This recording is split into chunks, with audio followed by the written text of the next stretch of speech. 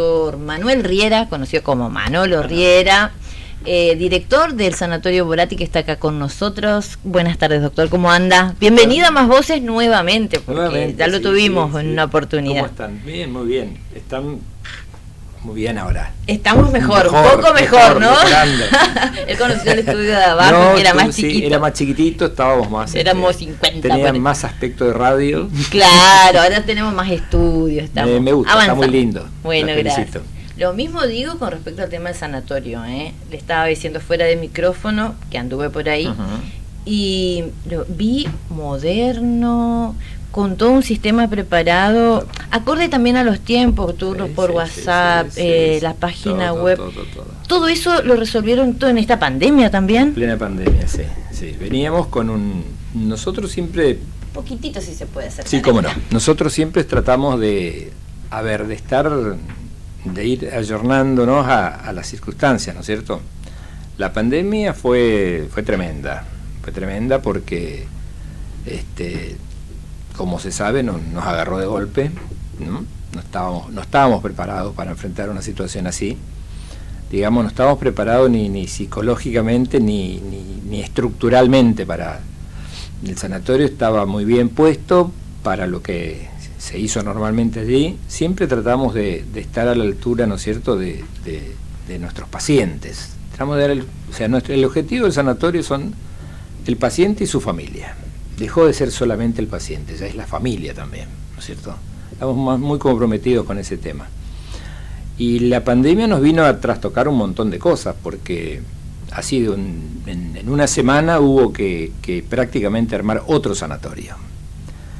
Yo siempre digo, no es que no cambiamos el sanatorio, sino que mejoramos al que teníamos y le agregamos uno al lado. Es como que lo hubiésemos partido al medio.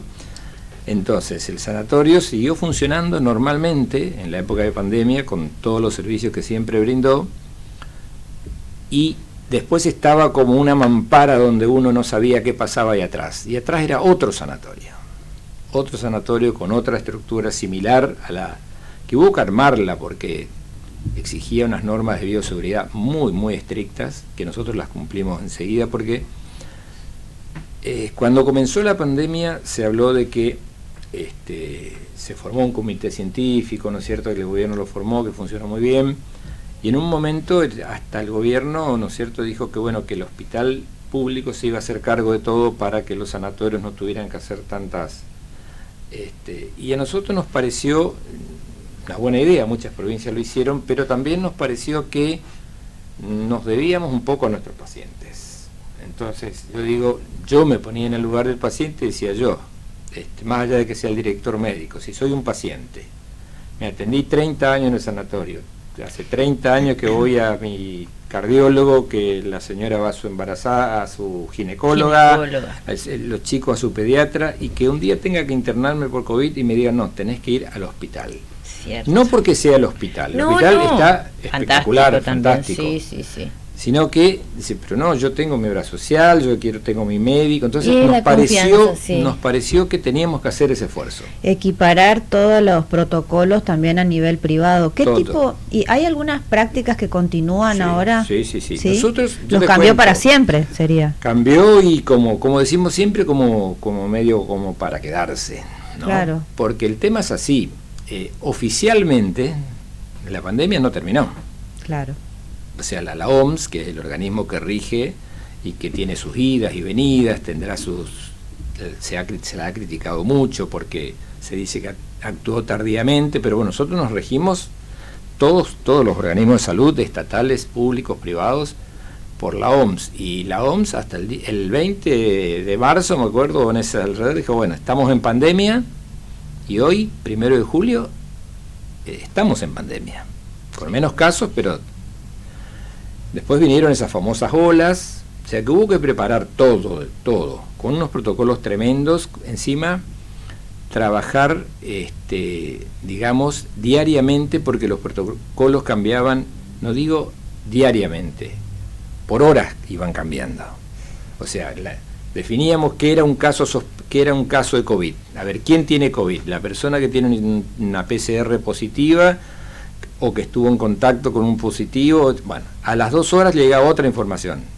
Bueno, no, el positivo es el que estuvo 1 hora en contacto, el que estuvo en contacto con un sospechoso. ¿Quién es el sospechoso? El que estuvo 3 horas compartiendo la habitación. Entonces uno iba, todo eso había que... Prueba y error, aprendizaje permanente. Correcto, íbamos aprendiendo sobre la marcha y cambiando los protocolos, ¿no es cierto? Primero parecíamos unos astronautas, había que vestirse...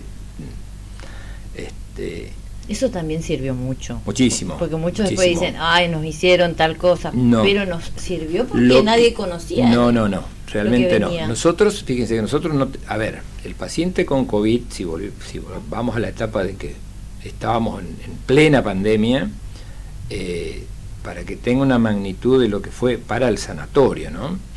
El sanatorio comenzó instalando 10 unidades, o sea, 10 camas, digamos, de COVID, 10 habitaciones, y terminamos con 30. Tuvimos que ir agregando camas porque la pandemia fueron las olas y no se terminaba nunca. Y llegamos a tener las 30 camas ocupadas. Qué bravo. O sea, de un lado, del lado de Mitre, entraba la gente a atenderse del dolor de garganta, a controlarse el embarazo, y entraba de una manera. A la guardia. A la guardia o a los consultorios, pero simplemente por Mitre, sí. Con un protocolo que se respetaba, donde había que higienizarse, había que entrar con barbijo, había que tomarse la temperatura.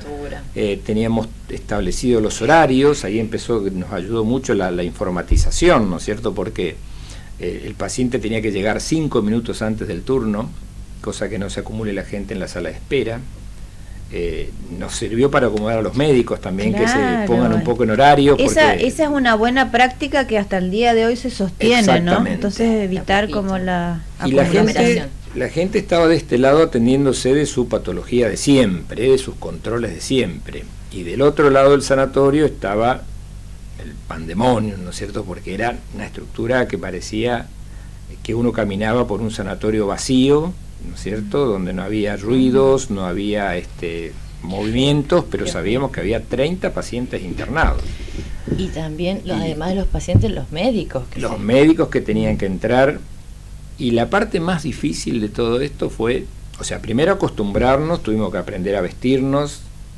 Yo les digo, para entrar a ver a un paciente con COVID a una habitación, que era una habitación como esta, donde estaba solo, porque no podía estar un acompañante. No, eso es lo más triste. Solo, qué tristeza, ¿no? Solo, y el médico tenía que bañarse primero, ponerse todo su equipo, ponerse después todas las 2-3 capas de protección que tenía, las antiparras, el casco, los guantes. Era Chernobyl eso. Más o menos.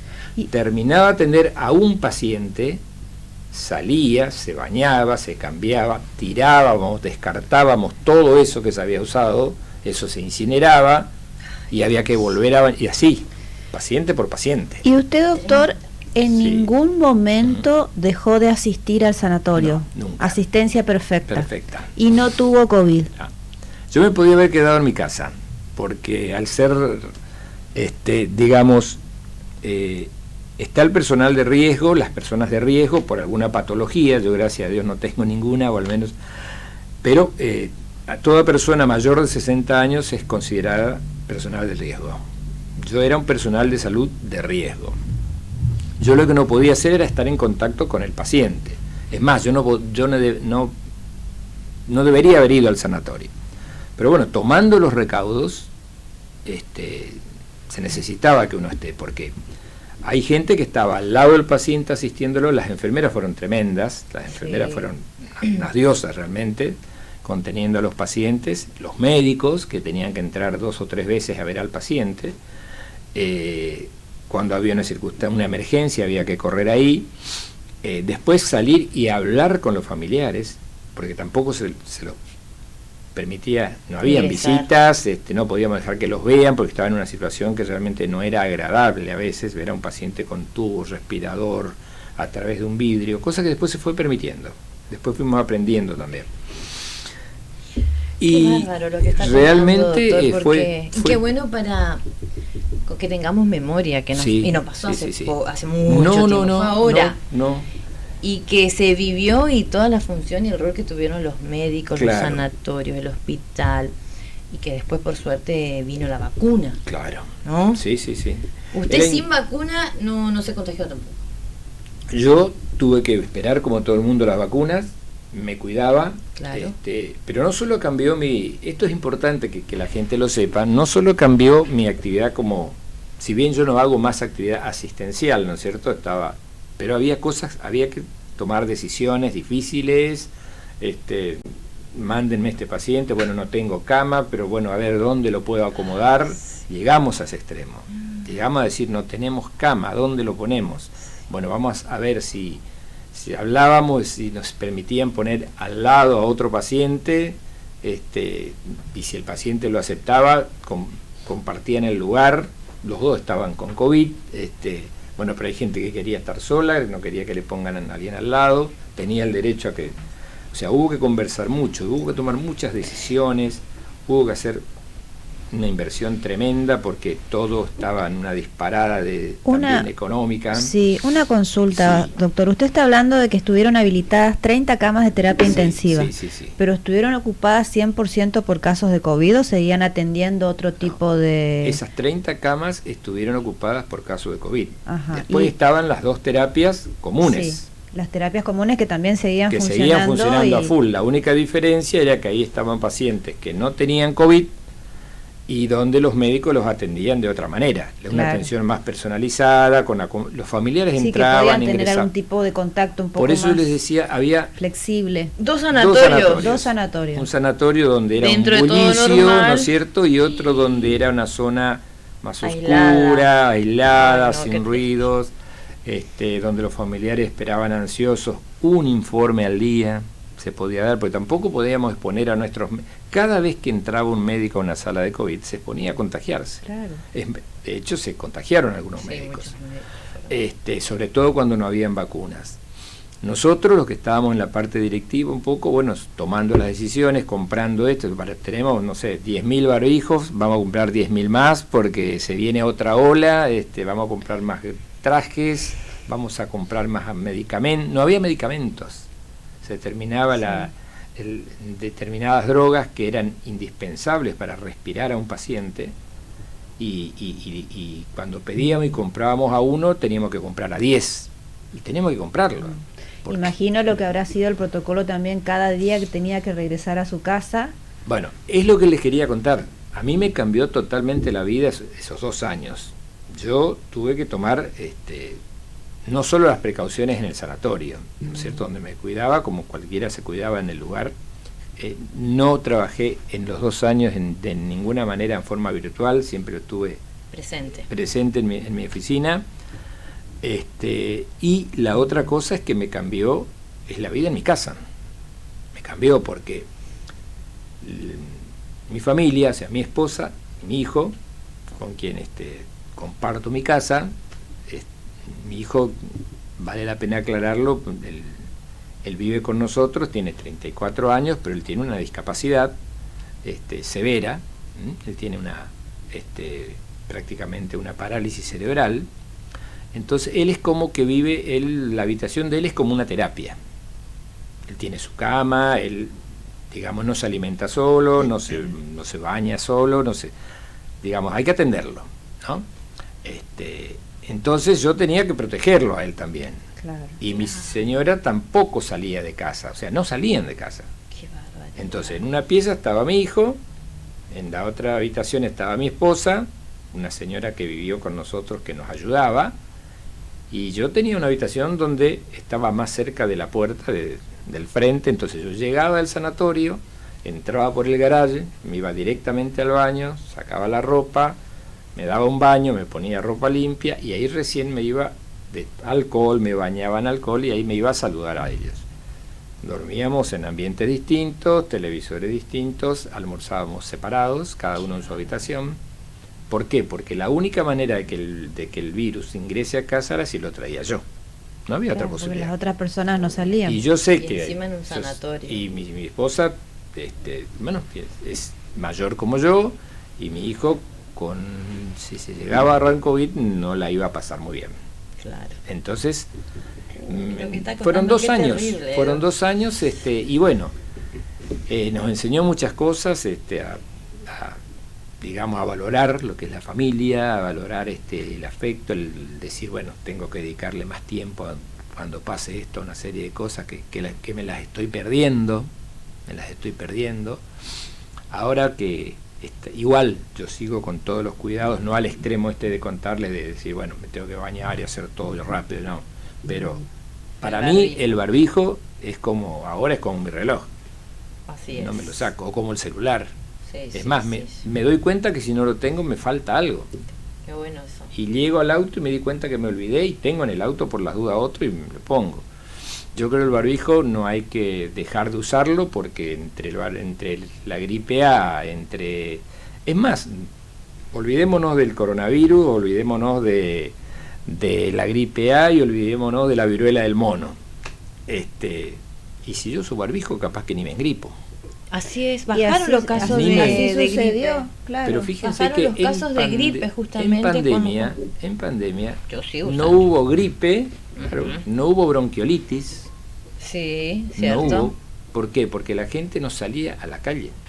Entonces no se contagiaba. Y si salía, usaban barbijo. Exactamente. Entonces, alcohol. Yo creo que hay cosas que uno tiene que seguir, a pesar de que las cosas están más tranquilas, pero el barbijo es un elemento que había que seguir, el alcohol también, lavarse las manos con jabón también. Si no es necesario, si no es indispensable, yo no digo que uno no haga una reunión, perfecto, nos cuidemos, está todo bien, pero juntarnos por juntarnos 600 personas, y pasa lo que pasa, en cada evento que hay, alguien sale. Así es. ¿Y por qué les digo esto? Porque dicen, el COVID ya pasó. No, el COVID no. Yo les decía recién, fuera de micrófono, de cámara, ahora tenemos pacientes internados con COVID. Pacientes que tienen las 4 dosis, o que tienen 3 dosis. No son solamente los que no se vacunaron. Hay gente que tiene 3 dosis y se agarra un COVID. Se agarra un COVID mucho más leve. No hay que ponerlo en un respirador, pero bueno, le falta el aire, le duele todo el cuerpo, y hasta por ahí necesita un respirador. Entonces siempre no tenemos los 30 pacientes que tuvimos frecuentemente. Tenemos 4 o 5 camas ocupadas, entran 2, se van 2, entran 2, se van 3 y así van. ¿Hubo algún momento en el que no hubo ningún internado por COVID? Solamente tuvimos 3 meses. 3 meses sin ningún paciente con ningún COVID. Paciente, incluso evaluamos en ese momento, nos reunimos con toda la gente que tenemos un comité que habíamos formado para el COVID, y dijimos, tenemos las 3 unidades cerradas, o sea, sin pacientes. ¿Qué pasa si desarmamos todo? Y porque nos estaban faltando camas afuera. Claro. ¿No es cierto? Para los otros, para otras patologías. Y ahí empiezan a aparecer otra vez. Y dijimos, y tuvimos gracias a Dios, dijimos, no, vamos a esperar un poco más, porque estuvimos octubre, noviembre y diciembre del 2021 sin ningún paciente. Y el 1 de enero apareció el primer paciente, después de las fiestas. Nada es casualidad. Pasó Nochebuena y pasó Año Nuevo y empezamos de nuevo. Cierto. Después la gente que volvió de vacaciones, marzo, abril, de nuevo. Ahora estamos de nuevo.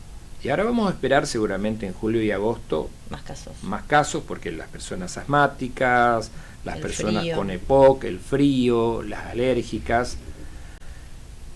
Y lo bueno, digamos, que todo el mundo pregunta, bueno, pero ¿cómo se agarran con un COVID con las vacunas?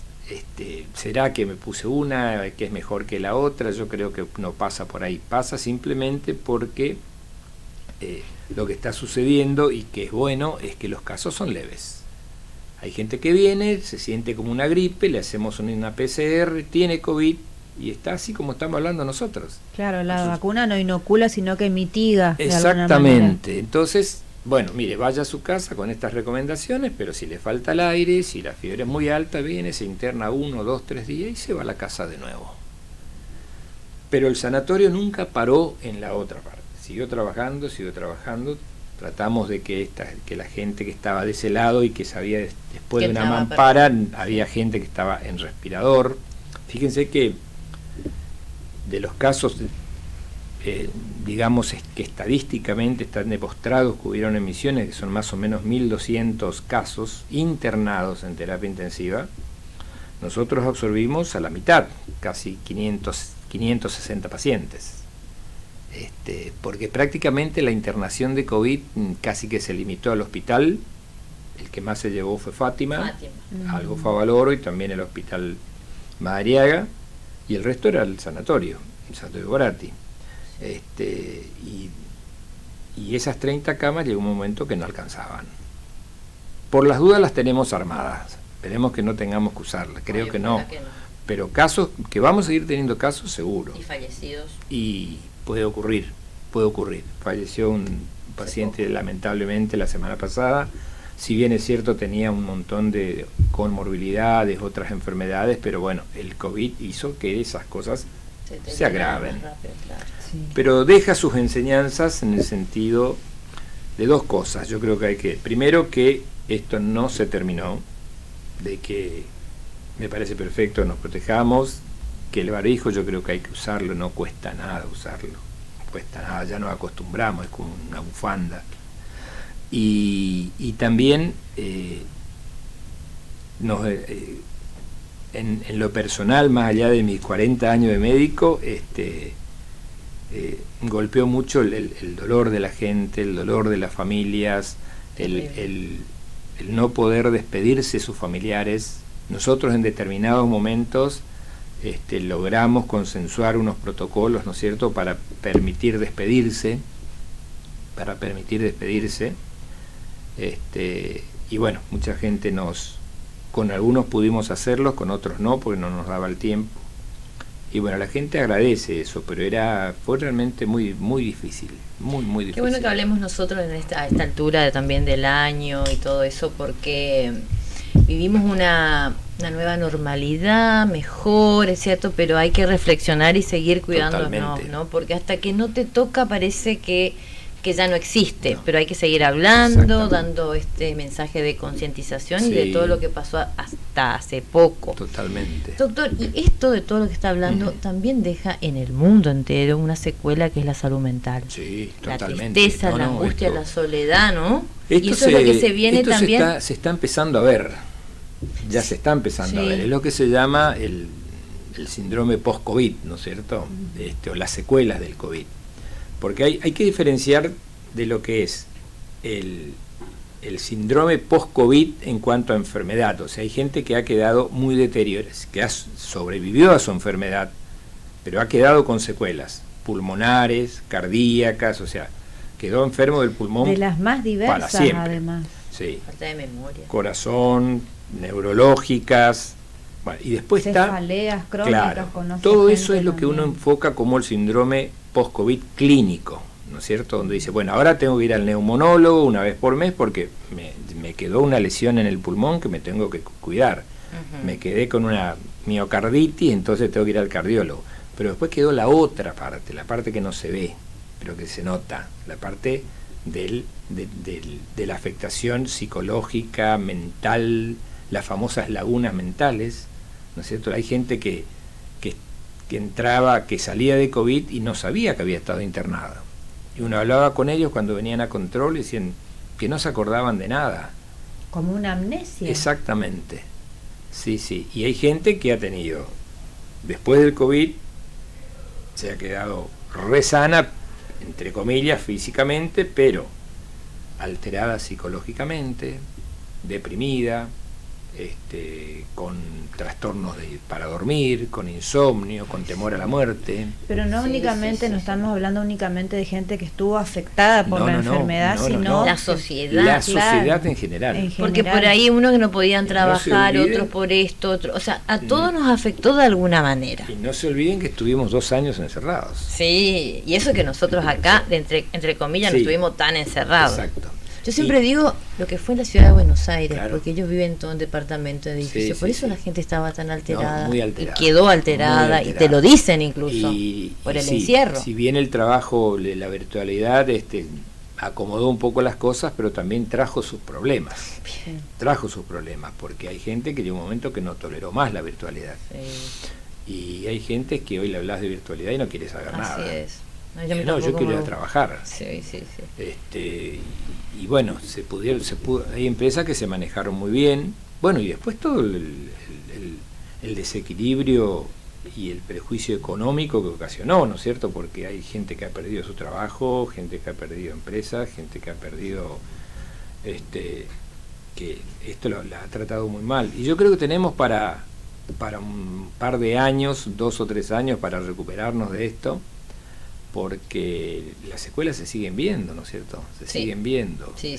Hay gente que se quedó con ese temor nos cuenta que sienten el ruido del respirador, que sienten que ese silencio, que nada, no había nada, horas enteras que... Por eso también se incrementaron la cantidad de consultas a psicólogos, psiquiatras, justamente por este tema de lo que se viene la salud mental, de todos. En el nuestro no, pero por ejemplo en España se incrementó el índice de suicidios también a partir del COVID. Totalmente. O sea, bravo. Fue como salir de una guerra. Fue más o menos algo así, ¿no es cierto? Feo, por Dios. Y hubo gente que la pasó muy mal, familias que la pasaron muy mal. Que perdieron un ser querido. Yo perdí a varios, familias enteras también la ha pasado.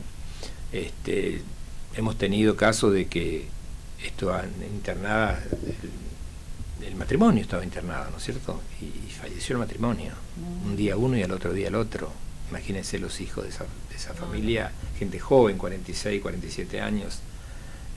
Así que 15 días atrás estaban almorzando todos juntos el domingo y de golpe no están más. Y digo, sí, pero no es solamente que no están más, no los pude ver más. Es más, no me dejaron tocarlo, no me dejaron despedir. Esa secuela. Me vi una ambulancia que se lo llevaba y después me devolvieron una bolsita con... Qué cruel que fue todo. Muy duro. Muy duro. Y la afectación que padecieron y que padecen algunos médicos también, los médicos que han trabajado en COVID, terminaron golpeados, vamos a decirlo de alguna manera. Porque todo el tiempo tanta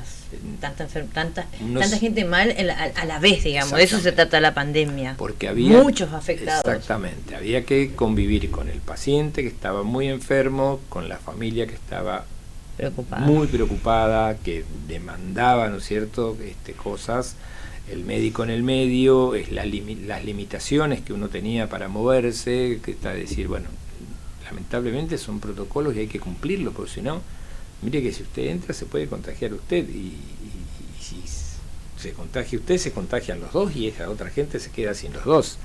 Todo eso había que explicarle, hubo que hablar mucho con la gente, bueno, para eso había gente preparada, que cuando veíamos que había algún caso irreversible, no somos psicólogos, pero los médicos por ahí tenían un poco más de experiencia, íbamos hablando, preparando a la familia. Había gente que decía, bueno, yo ya no quiero que sufra más, ¿qué pueden hacer? Y no podemos hacer nada más que acompañar y esperar que esto se termine de la manera menos dolorosa, ¿no? Tremendo, muy duro. Qué barbaridad, pero qué lindo charlar con usted, doctor, porque es una realidad que tenemos que tener muy presente. Hay que saberlo y ustedes que estuvieron ahí como primera línea son los que tienen incluso más autoridad para contarlo y esto, ¿no? Que no nos olvidemos, porque hubo muchas muertes, mucha tristeza. Muchísimo. Gracias, doctor, por haber venido.